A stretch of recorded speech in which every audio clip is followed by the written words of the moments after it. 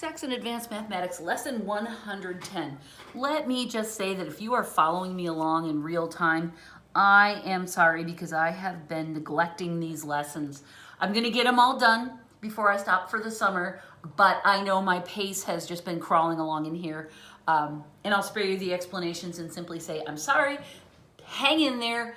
More goodness is coming. We're going to finish off the book and it's going to be glorious. Today, we have an art project. This is a relatively long lesson and we're going to be drawing lots of graphs. Please get your unit circle and have that handy. If you don't have a unit circle, you need one. Search my lesson on the unit circle, fill one out, and make sure you've got one at the ready because we're going to use it. Let's go back to some of our earliest learnings about trig functions and remember some basics. And then we're going to, of course, build on the basics. Let's say that we're interested in the sine of 30 degrees. We draw a triangle with a 30-degree angle, and then we use it to calculate a fraction that represents the ratio of the opposite over the hypotenuse, right? That's going back to the very beginning. And then cosine, we can do the same thing. Oops, I don't want the degree sign there. I want them both to be 1/2 just because that's a simple, nice, clean number, all right? We know that this information is on our unit circle. We can go here to 30 degrees. Sine is the second number of the pair. Their sine of 30 degrees is 1/2. And then we can go up here to cosine. Cosine is the first number. The cosine of 60 degrees is 1/2. Okay, check. We've got that. But if we write, this is the basic trig function, right? If we write the inverse trig function, what we're doing is we are basically changing places of these two numbers. We're saying what is the size of the angle that has a sine of 1/2. Okay, now this is a different answer because, yeah, it's 30 degrees. A 30-degree angle has a sine of 1/2. But also we see, again, using this, that a 150-degree angle has a sine of positive 1/2. So there's actually two angles. And then we can just keep adding 360 to these, right? So then that would be a 390-degree angle and a, what is that, a 510? Yes. And it just keeps going on and on and on because we can keep spinning around, right? Like dialing through this, increasing by 360 degrees every time. And we can keep creating an infinite number of angles that will satisfy this definition, the arc sine of 1/2. So what we've done is and I'm going to show you cosine in just a minute. We've developed this clever little system of putting an uppercase A at the front of this inverse trig function, and that says no.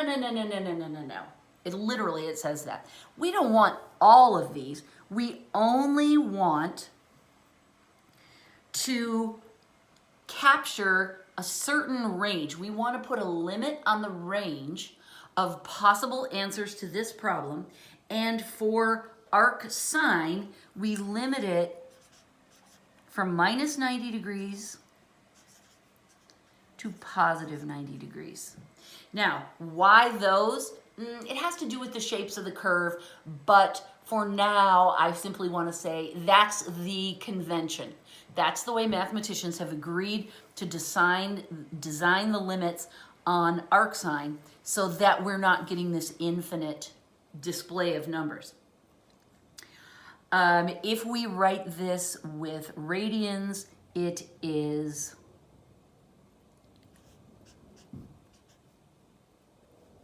pi radians, right? This is negative pi. Over 2. 90 degrees is pi over 2, right? Yes. There, that looks better. I was going to say, that did not look right to me. Okay, so this is the limitation that we put on this relationship so that we have reasonable limits. We don't have infinite answers. Another interesting thing is that this is what we call a relation, meaning that, yeah, there's a matching or an imaging between the inputs and the outputs of this, but it does not fit the strict definition of a function. Changing this and putting these limits on it does make the change necessary to qualify this as a proper function.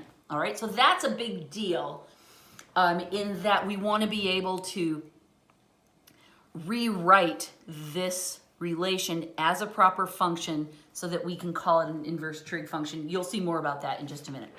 And then we do the same thing for cosine, right? If we want the arc cosine of 1/2, there are lots of angles that will give it to us. We know there's 60 degrees.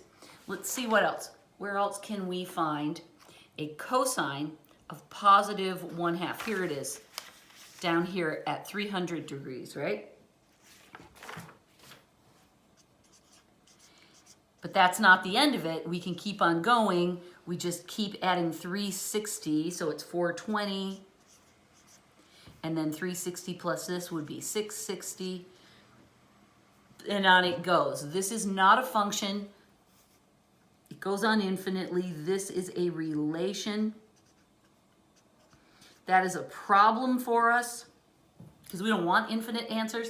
So we do the same thing. We designate this inverse trig relation as a function by putting limits on it. Now, with cosine, we use a different set of limits.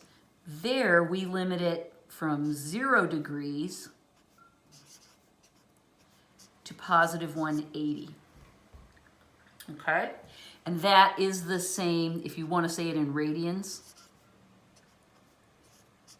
as this. Okay, so here are the limits expressed as both degrees and radians.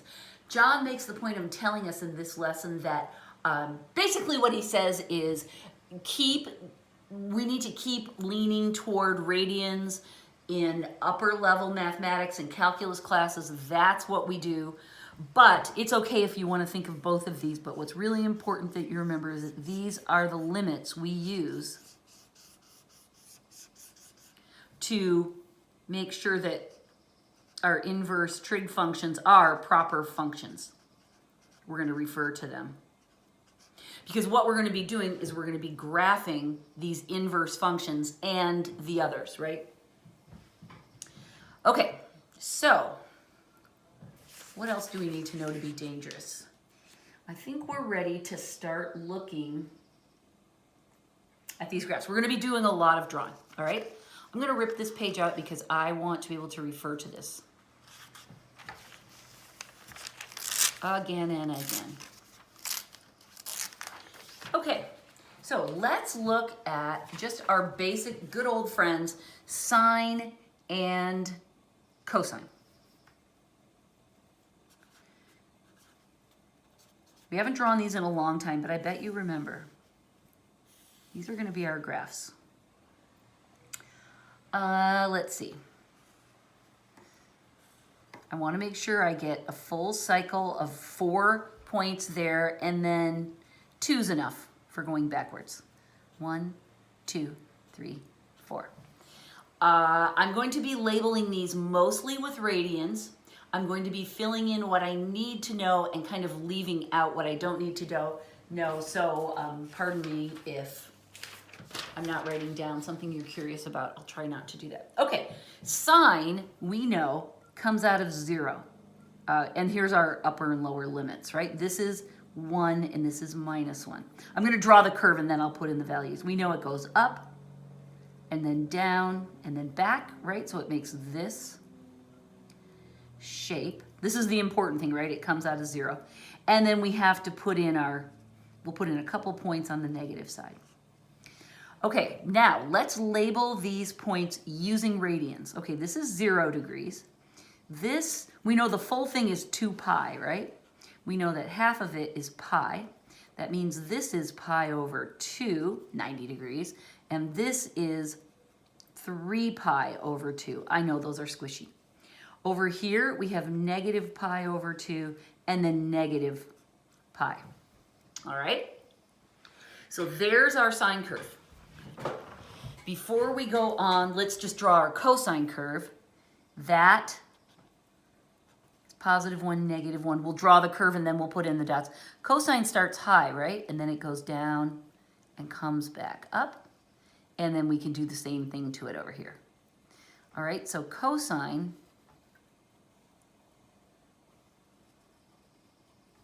has the same general flow. It just starts at a high point here at 0.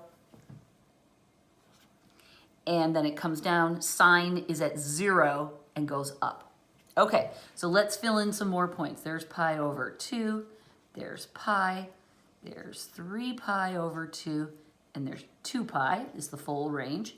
And then we'll go negative pi over 2 and negative pi. Okay, now, slightly mind-bendy.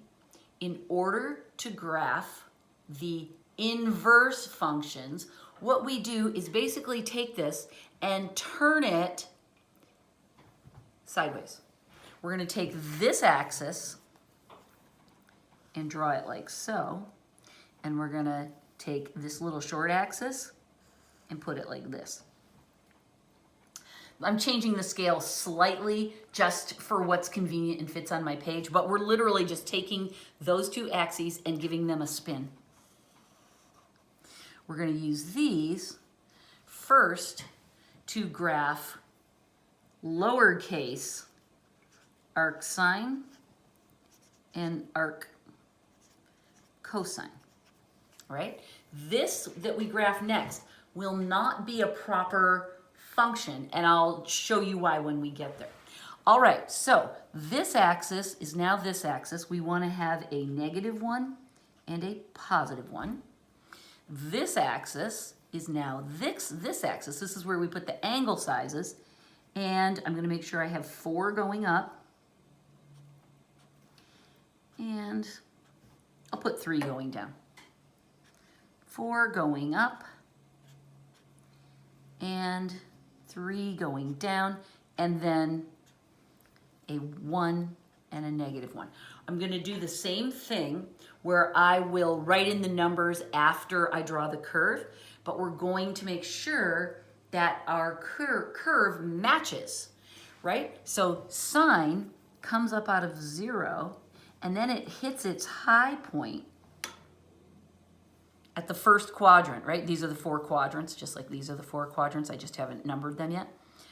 It comes out of 0, it goes up to +1, then it heads back, bottoms out at -1, and then returns to the axis.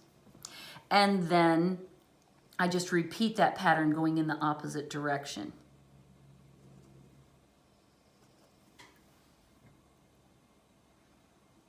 Okay, now we can connect our dots here.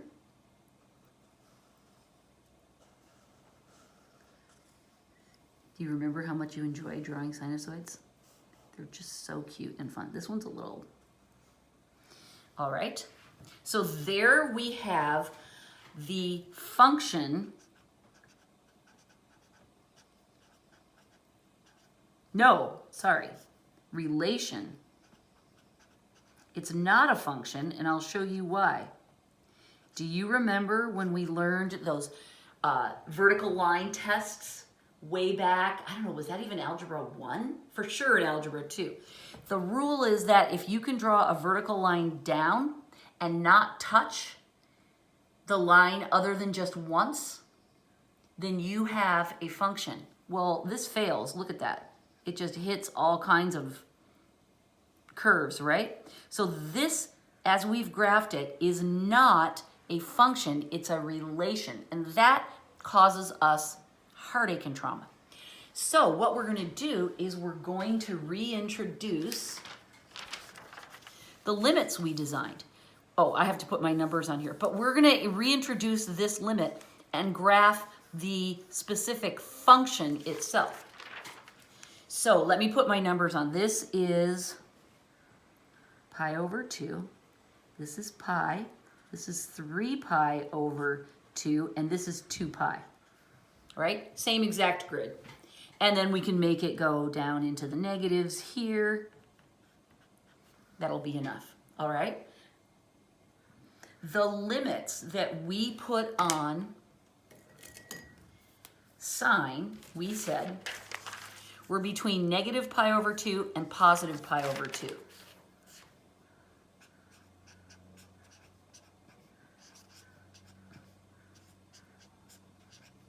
So what that does is it says, if we want to truly graph just the function, not the relation, but if we want to graph the function, we have to just look at part of this curve.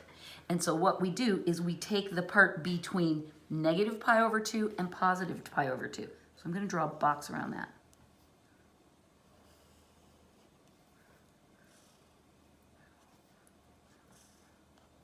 This is the same range limit as this. This is the range limit.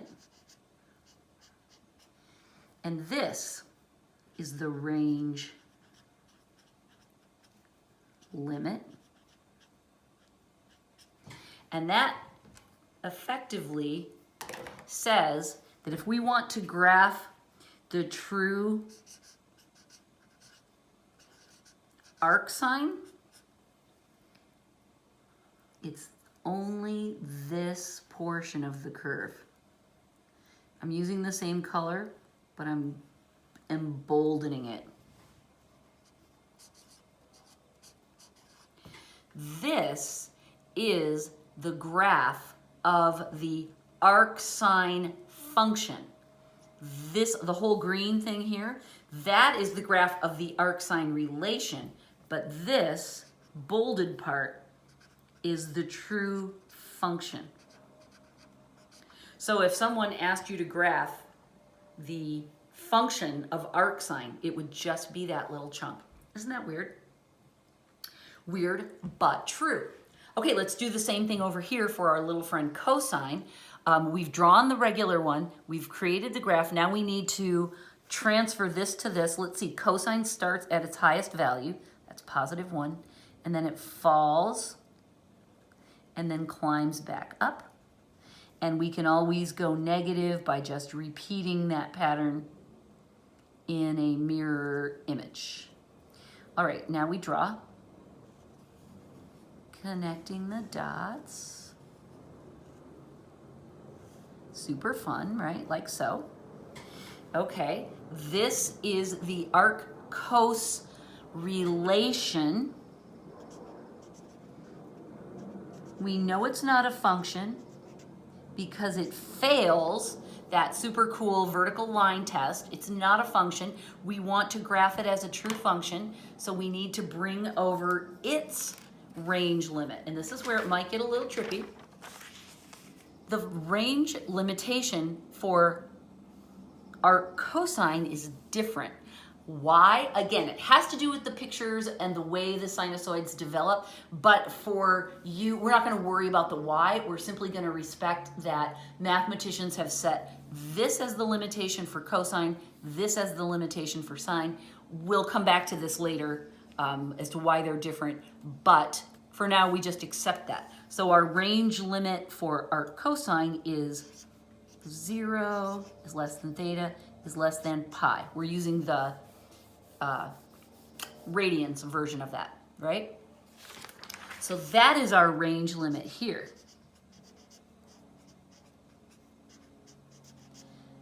So what we have to do is box out the section. Again, I didn't put in my numbers yet. Let me do that before I try to block out the section. That will help you understand. So we know that this is pi over 2. This is pi. This is 3 pi over 2. And this is 2 pi. This is 0. This is negative pi over 2, negative pi, negative 3 pi over 2. okay? At this point, I hope you're comfortable with setting those up that way. And again, if you get ever confused, we're just going along by quadrants, and you can look at your unit circle to verify that those are the measures of the quadrants. Okay, let's now that we have our numbers in, we can draw our range limitation. So we're looking, this is our range axis, right? And so we're trying to block off between 0 and pi. So that is like this, right? Pardon me for drawing through you, 0. This is our range limit for our cosine. In order to properly identify a function and not just a relation, and then I'm going to go over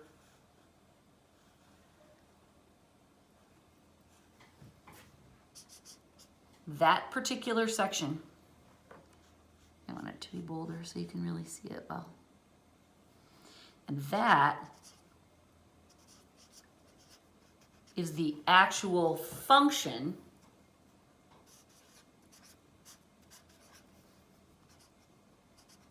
of the inverse cosine.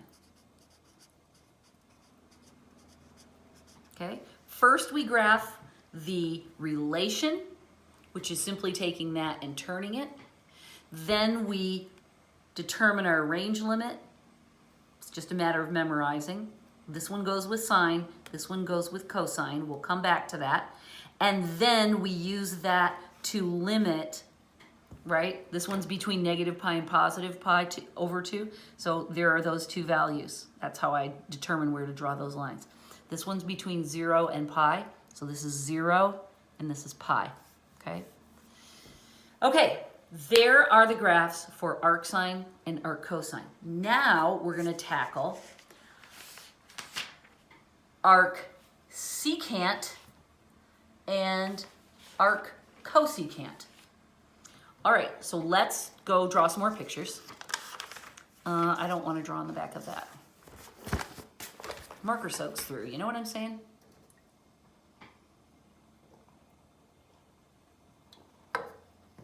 Okay, let's deal with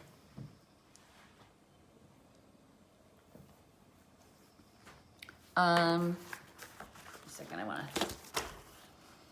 here we were dealing with,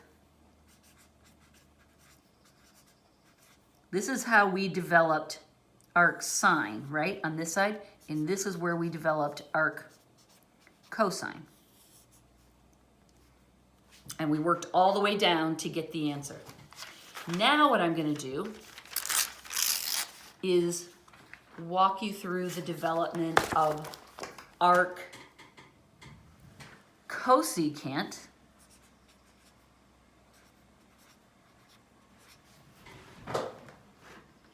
and arcsecant. Arccosecant is related to sine. So we're going to start with that. Arcsecant is related to cosine. So we'll start with that over there. And we're going to go back and draw our original functions. This will be a great refresher if these guys have sort of dropped out of your brain a little bit. There are our 4 quadrants, 2 going backwards.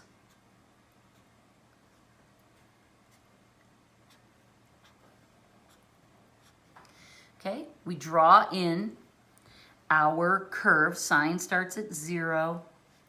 We don't really need our numbers to do this, but we can easily fill them in.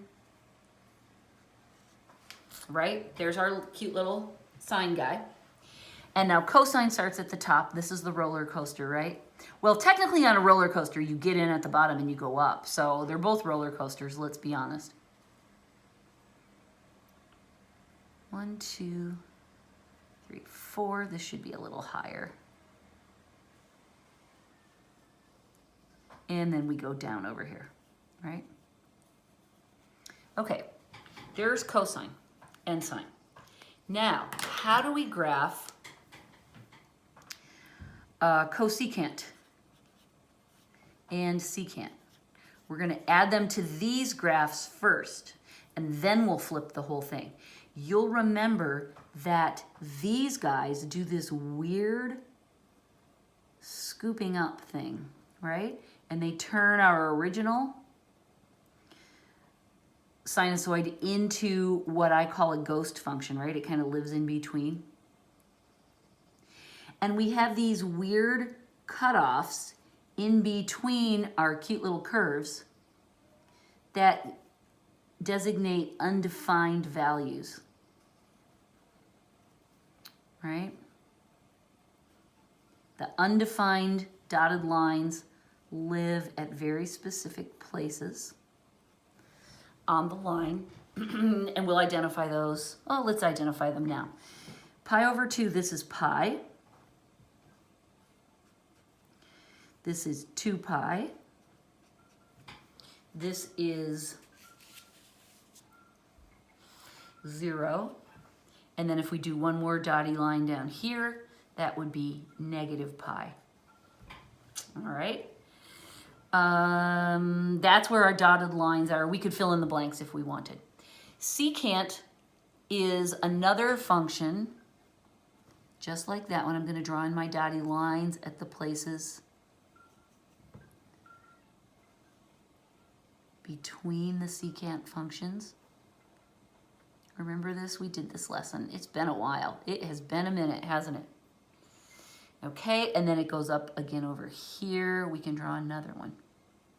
Let's put in the values of these undefined lines. These are at, let's see, this is pi over 2.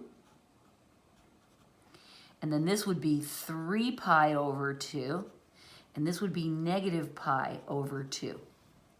There are some of our undefined lines, right? Those are that's where the undefined area comes in. I could identify all of them if I wanted to. I'm trying to just give us a little breathing room. Now notice how they're different, right? They don't line up exactly the same, which makes sense because sine and cosine don't line up exactly the same.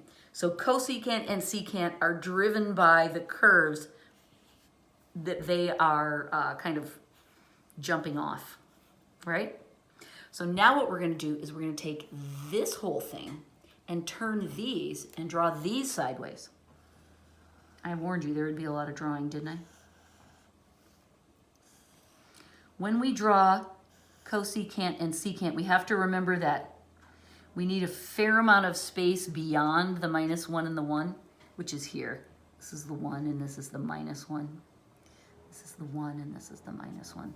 So there's our -1 and 1. Remember, this is a number line, so the positive one's over here and the negative one's over there. And then we need our 4 quadrants going up. And 2 going down would be nice. And then 4 going up. And 2 going down. And now we're going to draw in the sine curves, because that will help us get the cosecant things in place. So sine, we remembered, starts at 0. It goes up. It goes down and back. And then we trace it around on the other side. So now I'm ready to draw. Oh my gosh. Could that be more satisfying? I don't know how. Maybe if they were perfectly placed. Okay, cosine, I'm drawing that. Now that starts high at 0. Whoops, I put it in the wrong place. And then it falls and it comes back up to the top. And then it goes following the opposite pattern on the other side. Okay, here we go.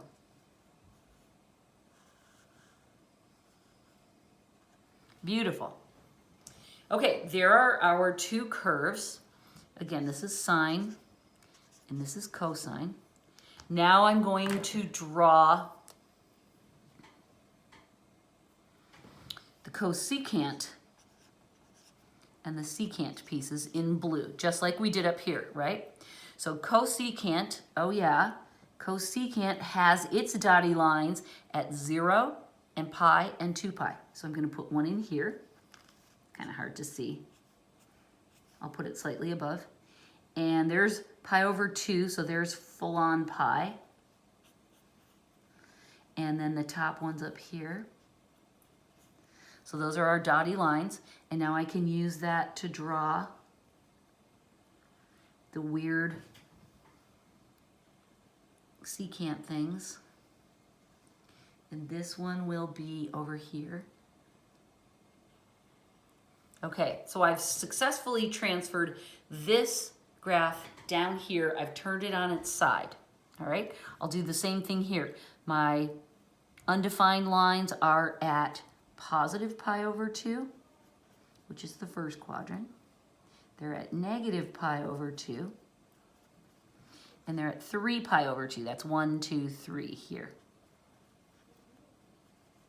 Okay, now I can draw them in to their little spaces,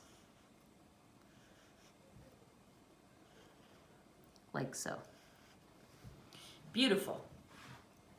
Now we have drawn what is clearly a relation.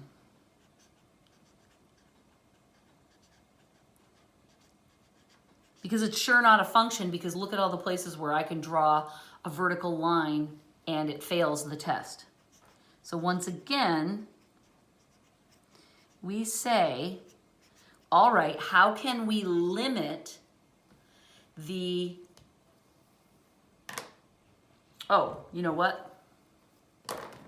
This is not the sine curve. This is arc sine and arc cos. I forgot to add that to these.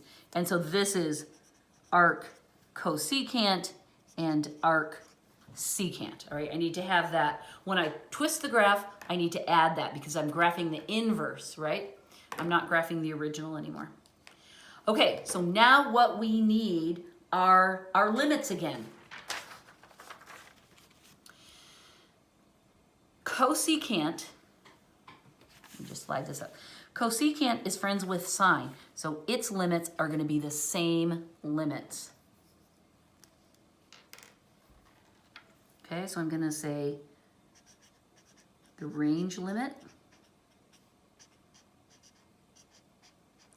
once again, is minus pi over 2 is less than or equal to theta is less than positive pi over 2.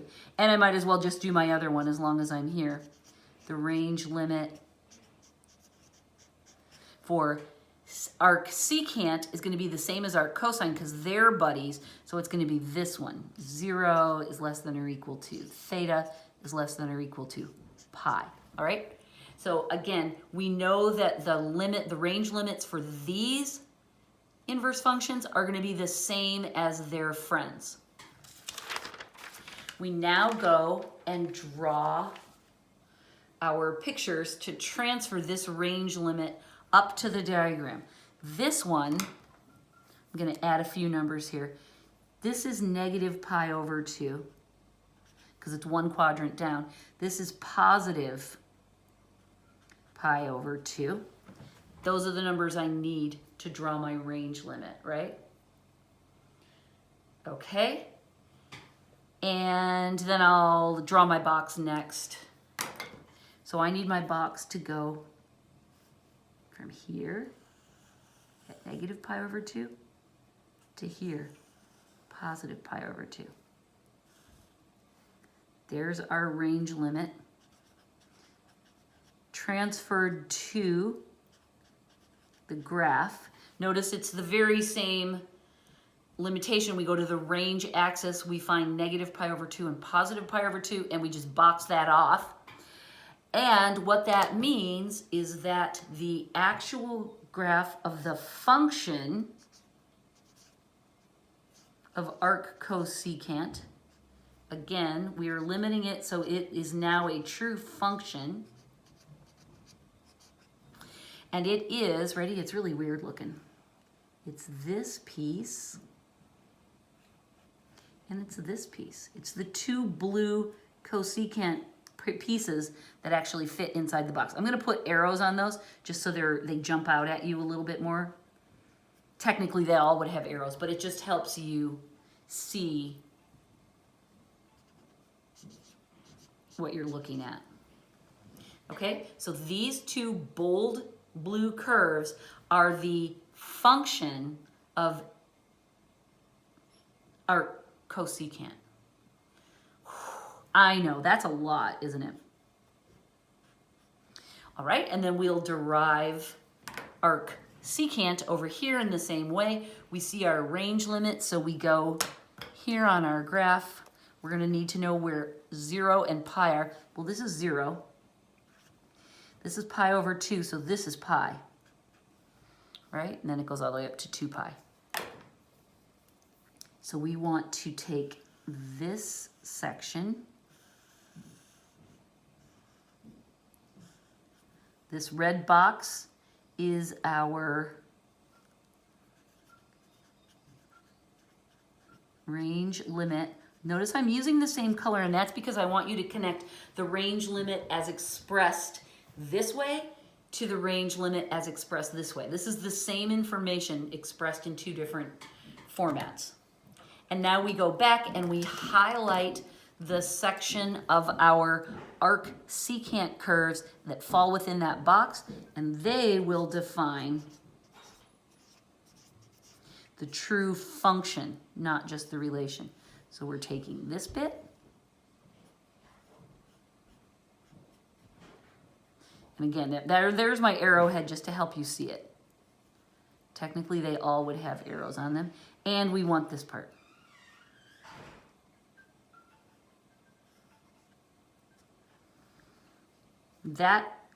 Those 2 weird little curves make up the true function.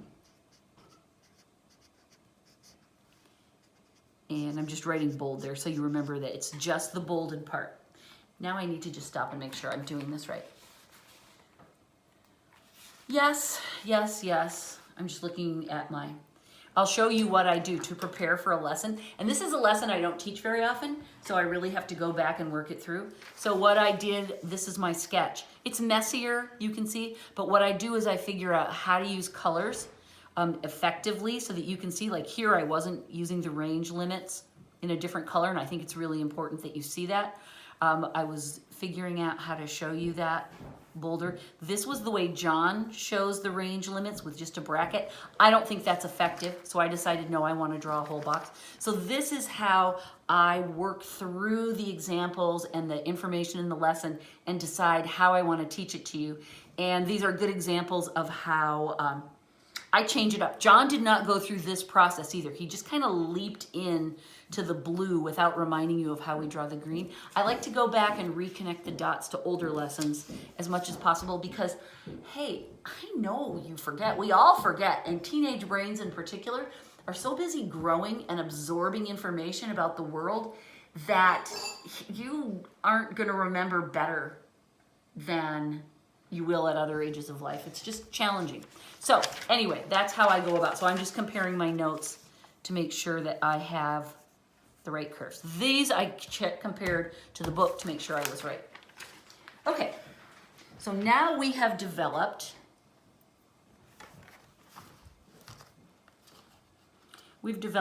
arc, sine. Second, I'm shuffling all my papers. Here we are. We developed arc sine. We developed arc cosine. We developed arc cosecant, and we remember he partners with sine. And we developed arc secant. He partners with cosine. Now we have 2 more to do. We have to go back to our old friend tangent. And so we're going to start. What we're going to be developing is arc tangent and arc cotangent. These guys are buddies, right? Sine and cosine go together. Secant and cosecant go together, although, let me just point this out to you.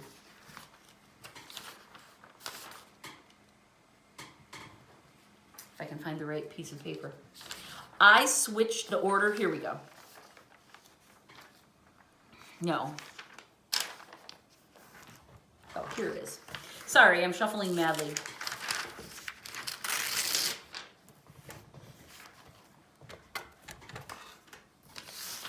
Okay, here are all of our pieces. We start with arc sine and arc cosine. They go together. We know the sinusoids really well.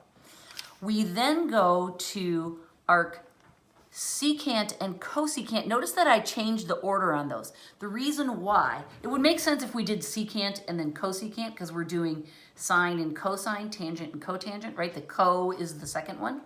But the reason I reversed the order on these is because arc cosecant partners with sine, and we're used to doing sine first, so I wanted to keep those together.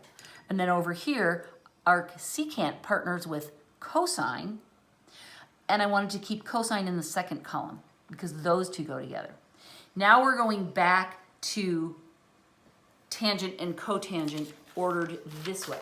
Now, in order to be clear on how we develop these, we need to look at the functions for tangent and cotangent. Now, that is a challenge because we have not spent that much time with these curves, right? And they're really weird, which is the whole reason why we haven't spent a lot of time with them, is because they're not super useful. They have lots of undefined spaces. So let's just refresh our memory. I honestly don't expect you to remember these all that well because they're just so weird. And I'm just gonna go up 3 and down 3. That's enough. Oh boy, those are really uneven, but it's okay. Up 3 and down 3. All right, these are, again, we'll fill in the numbers after we get the curves in so we can see properly. This tangent boy has his undefined spaces like so. They are, and I'm going to write them down here. This is pi over 2. It's first quadrant. And then this is third quadrant, so that's 3 pi over 2. This would be negative pi over 2 and negative 3 pi over 2. Remember, tangent is these weird loops that go swinging up. So now we're going to graph those. They go like that, right? They cross over at the axis, and they run along these undefined sections. Super weird. Okay, cotangent is same but different. Cotangent has its undefined points on the other quadrants. And let's see, I'll just add a couple more so we can see them better. That's supposed to be dotted. Okay, so this is 0. So this is pi, this is 2 pi, this is negative pi, and negative 2 pi. Okay, again, we could use the degrees, but we're trying to wean ourselves away from the degrees and get more and more comfortable with the radians. So we're going to do the same thing. We're going to make these swoopy curves, but cotangent curves go in the reverse. They're like mirror images. Okay.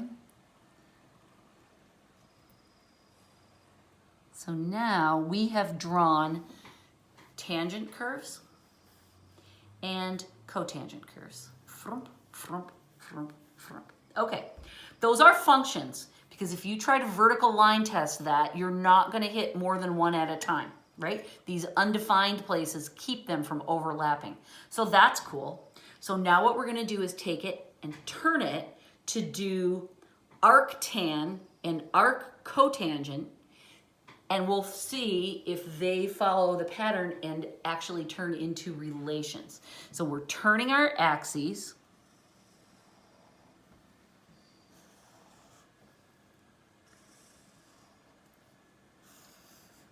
All right, so now we need to transfer our dotted lines to the quadrants going, let's see, I did 3 down and 3 up.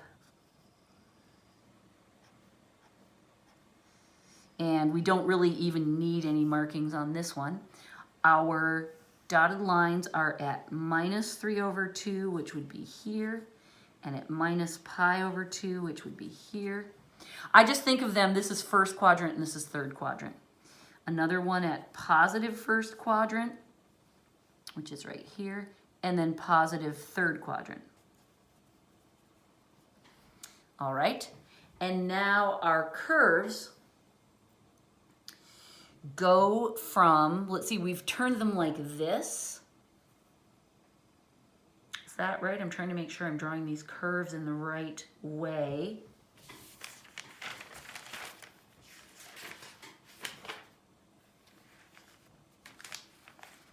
They go like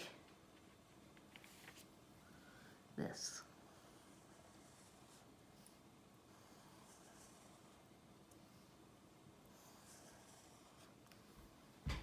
Okay. Now, let's put in our markers here. This is pi over 2. This is plain pi. This is 3 pi over 2. And then the next one up would be 2 pi, but we stopped. This is 0. I'm going to put that out there. This is negative pi over 2. This is negative pi. This is negative 3 pi over 2. Beautiful. This is a graph of lowercase arc tangent. It is a relation. But it is not a function because, as you can see, wham bam, that vertical line test would just be bumping up against everybody, right?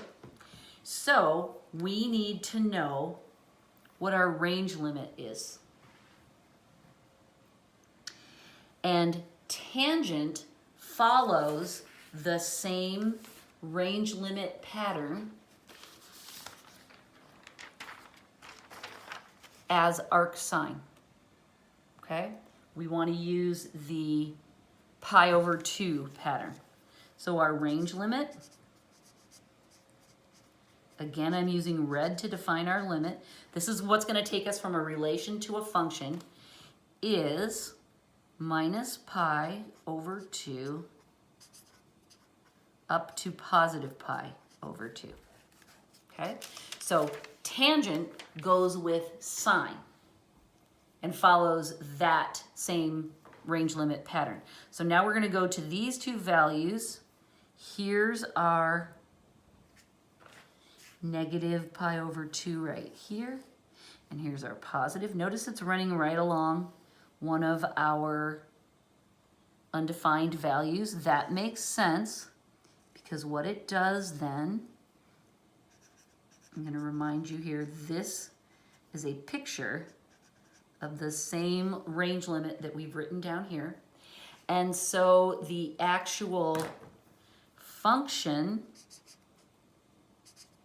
of arc tangent, again, the uppercase tells us that we've established a range limit that changes it into a function from a relation. And look, now, pretend I drew it perfectly. Now we would pass that old vertical function test, wouldn't we? Because you'd only hit it once. So this particular section is the only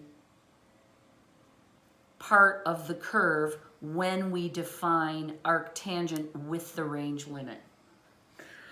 Woo! That's crazy, isn't it? Okay, one more, and then we have the actual example. All of this is just fun and games, right? First quadrant, second quadrant, third quadrant. Same going on down here. We don't need any numbers this way. Our undefineds come in at minus pi, so that's second quadrant down. And then there's one at 0. We can't really draw that. Then there's one at positive pi, which is 2 quadrants up. And then we'll just go one more up and one more down. It's fun to get these in.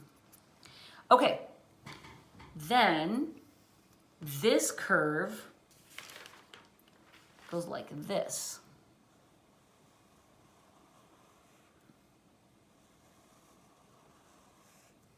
Pretend it's perfect. okay? Let's put in our values here. This is 0. This is pi. This is 2 pi. This is negative pi. And this is negative 2 pi. If we've done this right, the undefined lines should be off by 1 quadrant to these. And yeah, we do see. These are at quadrants 1 and 3. These are at quadrants 2 and 4. So that's a good way of looking at it. So now we have graphed arc cotangent, the inverse of the tangent function. We can see very easy that that's a relation because that vertical line test is going to kill it. Here the range limit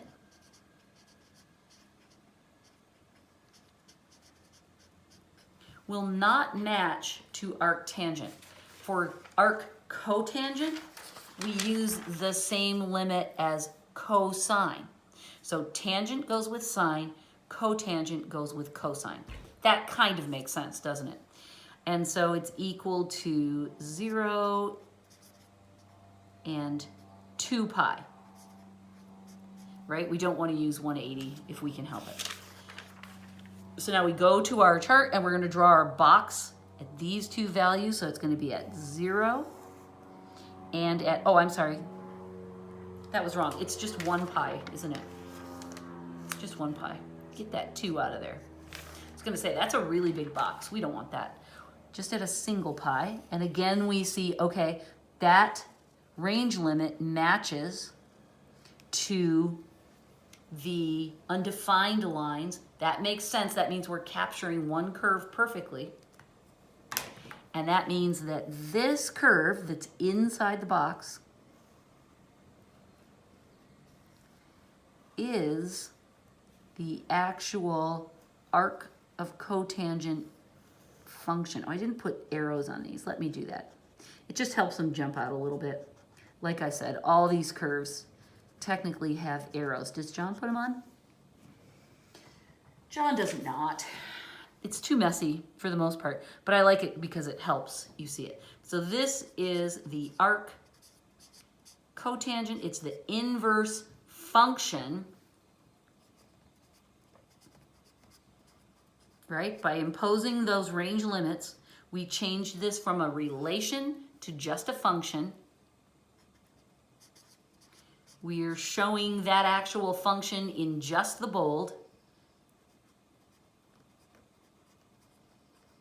And those range limits have served us extremely well, haven't they? Without them, we couldn't draw the picture. Yay. Okay, well, that was fun. We're almost done. But now we have the actual example to do. Oh, good Lord, John. Does it ever stop with you, sir? But let's do it. Okay. There's not a lot of calculation here. We just have to bend our minds around what John is actually asking. He's telling us that the function we want to look at is the arc tangent of x. Okay, so he's saying, let's look at the function that is the arc tangent. All right, well, I've got my picture. Wait, where did it go? I had it a hot second ago. Here it is. Okay, so I'm going to keep this picture handy because this, actually this one, this is the one we're interested in. He wants us to do two things. He wants us to state the domain and the range. I'm just making notes to myself so I remember what the question is. And then he wants us to evaluate this function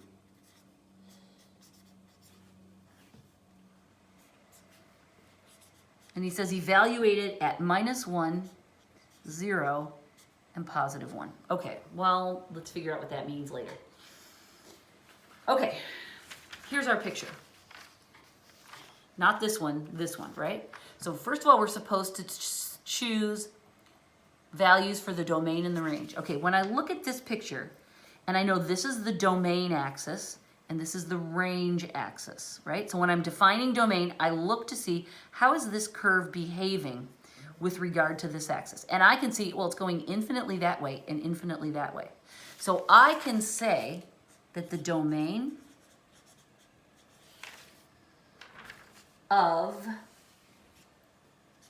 I'm writing this out in my full functional notation glory, the domain of arctangent, because we're only talking about the function-y part, x equals,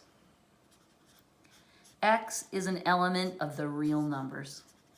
Because I can see, again, just by looking at the picture, I'm going infinitely in either direction. So that means this, my domain axis, it is covering all the real numbers.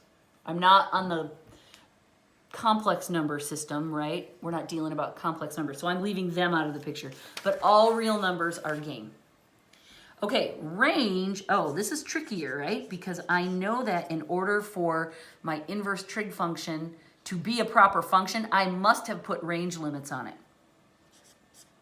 So we're gonna have to figure out how to describe that.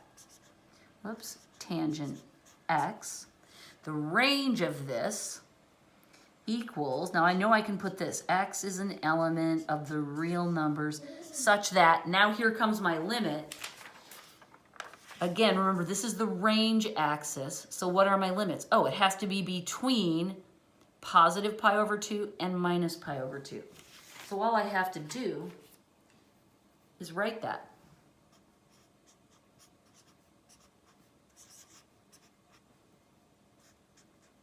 And this says I can get out, right, because it's range, I can calculate any real number for the range, but it has to be between these because that's the range limit I have to employ in order to turn what would be a relation into a proper function. So that's the way I write this in fancy, like I said, fancy functional notation. Okay, now to find the values, to evaluate, we're going to use the unit circle. That's going to make it super easy. By the way, this is part of my answer. And that's correct, by the way. Okay, so what we're looking for is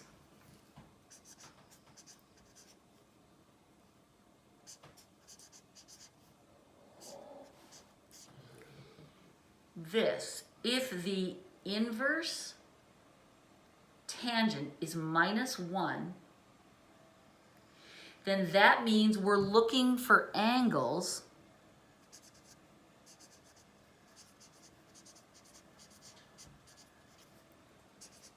have sine over cosine, right? Because sine over cosine is tangent. So we want sine over cosine equal to -1. So again, this is the value of tangent. We're looking for the angles that would create that. So in order for this ratio to be -1, that means sine and cosine have to be the same number with a different sign. Okay, so we're looking for angles where sine and cosine are the same number, but one's positive and one's negative. So we go through here, okay, 45 degrees, that's cool, but they're both positive. So that's not gonna give us what we want. But I can see, oh, it's my red angle. So I go over here to my red angle and I see that at 135, look, they're the same number. Cosine's negative. It doesn't matter which is negative as long as 1. So it looks to me like this angle is a winner, 3 pi over 4.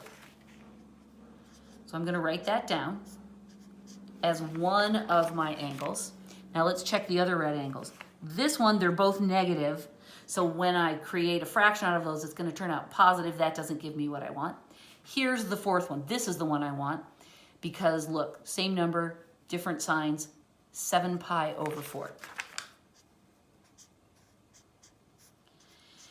And then I stop and think, oh, dang it. I could keep going, right? I could keep adding 2 pi to these and just keep going around and around and around the circle. So I'm going to add this to remind myself, which tells me,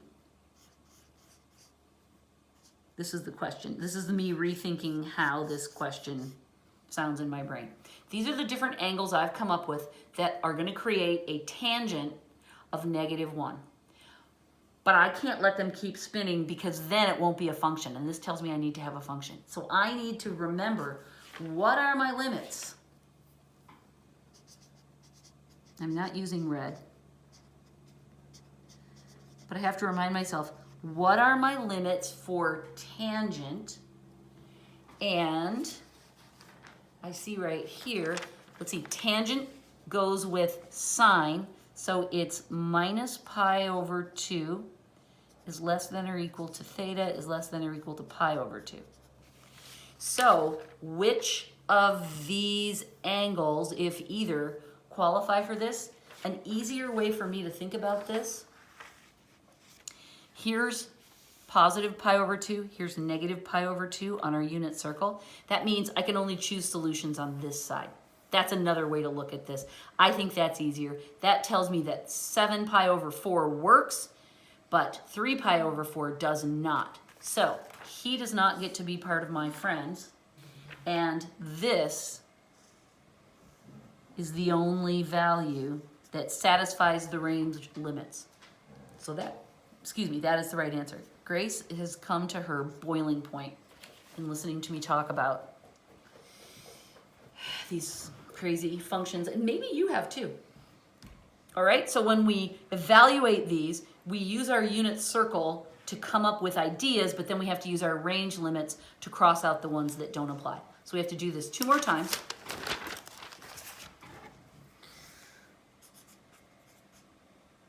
Arc, tangent of, what were the other ones, John, you wanted us to do? 0. Okay, that means sine over cosine has to be equal to 0, which means we need a sine that is equal to 0. We don't want cosine to be equal to 0 because that would blow up the universe. So we're looking for angles where sine is 0. Okay, come here, little unit circle. So we'll write down all the ones we can find. Sine is equal to 0. Sine is the second number. So 0 would work. But also over here, sine is 0, cosine is -1.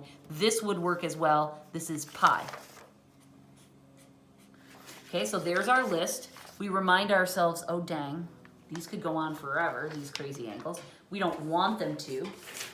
So we have to go back and reconsider our limits. We've written this before, but I'm going to write it again. For arctangent, our range limits are the same as they are for sine, which is the pi/2s.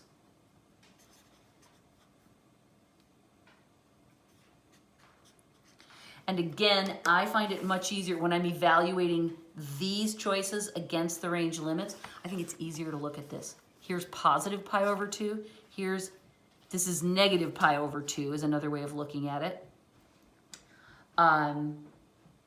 And so we want the numbers that fall in here.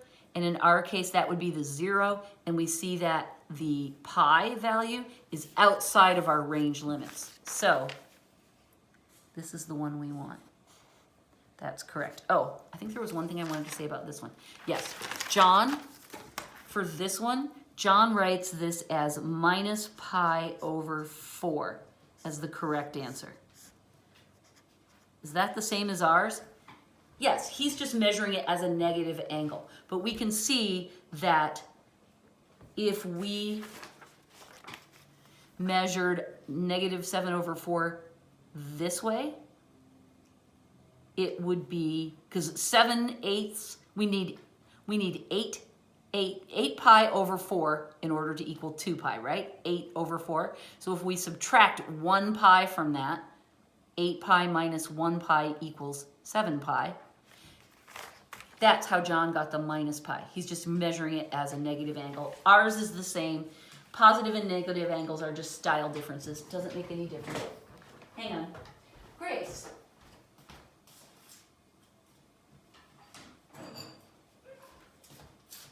Grace decided that if she wasn't going to get a walk, she was going to go in the kitchen and lick out a bowl that my daughter had just eaten some, what was it, ravioli with pesto. She was licking out the pesto. Okay, where are we? Oh yeah, we were straightening out that little conundrum. Okay, so, and we have one more we need to evaluate, and then we're done with this lesson. Positive one. So we need to calculate the arctangent of positive 1. That is where sine over cosine equals 1. So that means we need the same values and the same sign. So I'm writing down what I'm looking for. Hang on, Grace. I know. So let's go into our unit circle. Let's look for matching values with the same sign. So we'll take pi over 4 as one of our options. And then you probably know your unit circle well enough that if you just go kitty corner, you should get the other little friend down here at 5 pi over 4. We have the same value, the same sign. This is another good guy. 5 pi over 4. But you know perfectly well what I'm going to say. Range limits. Hang on, Grace. She's had it. She's had it with range limits. Range limits tell us, again, we know that for tangent, it's positive pi over 2 to negative pi over 2, which is this one. And we know that we only choose the values over here. That means we'll take the pi over 4 and we'll reject the 5. Just like we rejected that one. This is our final answer. Let me just double check against John before I leave you. Arctangent of 1 is pi over 4. Arctangent of 0 is 0. Arctangent of negative 1 is minus pi over 4, and we deemed that was the same. Yay, we're finished. Go do something fun for yourself. You deserve it. Thank you, goodbye.